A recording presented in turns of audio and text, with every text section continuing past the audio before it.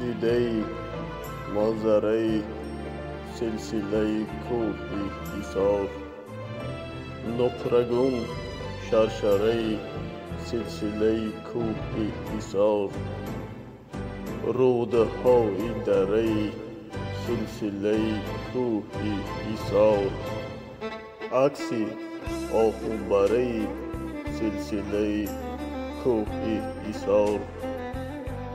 نیست این سلسله مانند به کوهی دیگری، دارد این کوه به خود خاص شکوهی دیگری. کوه‌ها که صف زده هستند به هم دوش به دوش، یک گروه از پسو از پیش گروهی دیگری.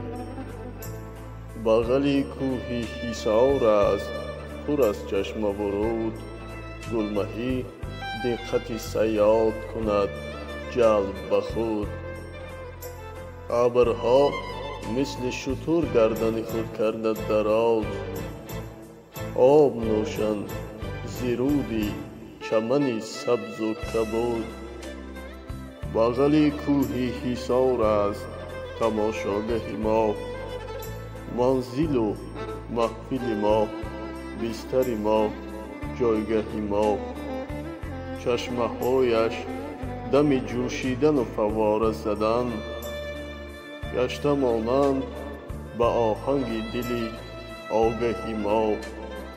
کوه‌ها که به زمین پای فرود ساختند، قلعه ها رخنه به سنگ فلک انداختند.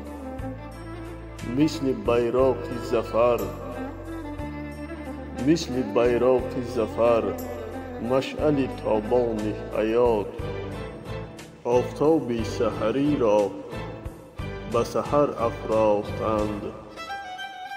گر نهی پا به زمینش کف پا نرم شود، جسم و جان من و تو از نفسش نرم شود.